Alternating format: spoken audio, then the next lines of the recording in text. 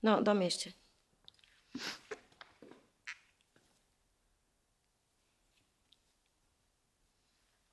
Ďakujem, srdiečko.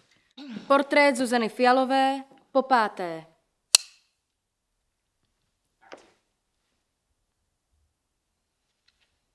Volám sa Zuzana Fialová a som herečka. Tu, kde stojíme, to je Slovenské národné divadlo, v ktorom pôsobím už od 16 rokov a stvárnila som tu obrovské, nespočetné množstvo nádherných rolí. Takisto milujem film, je to môj spôsob komunikácie so svetom, môj spôsob, ako osloviť ľudí. Určite ste ma videli v poľských, českých aj slovenských filmoch a viete, kto som, ale neviete jednu vec, odkiaľ beriem inšpiráciu, odkiaľ beriem energiu a odkiaľ beriem ten esprit mne vlastný, ktorý vkladám do týchto projektov. A to vám chcem práve prezradiť. Pred niekoľkými rokmi som objavila niečo, čomu hovoríme východné filozofie. Je to prenádherný spôsob nazerania na svet a branie si zo sveta toho najkrajšieho, čo svet ponúka, to je svetlo.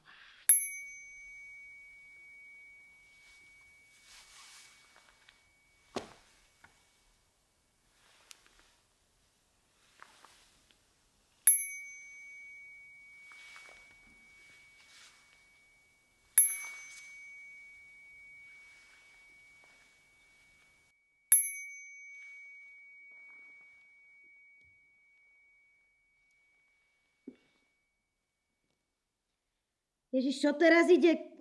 Hore ruky, či čo? Ježiš.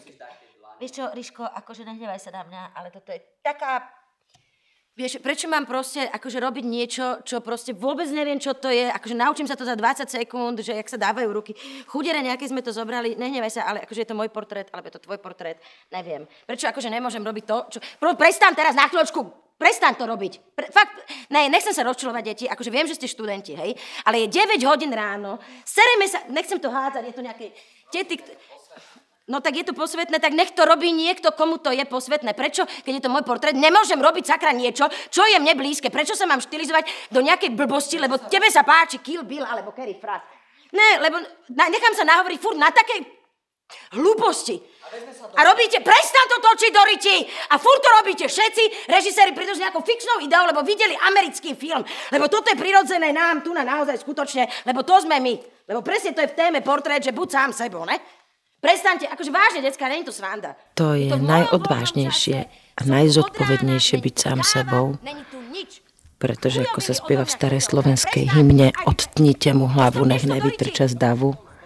Ľudstvo potrebuje rovné šiky, nebudeme sa babrať s nikým. A prijať zodpovednosť za svoje skutky, za svoje chovanie, za to, kto som a výjsť tým smelo medzi dav, to je veľmi nebezpečné.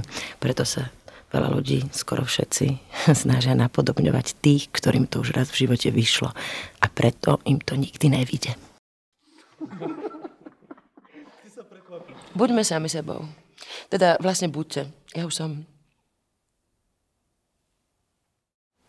Už? Ešte raz, pardon, zaspala som. Tak ale je koľko hodín. Pardon.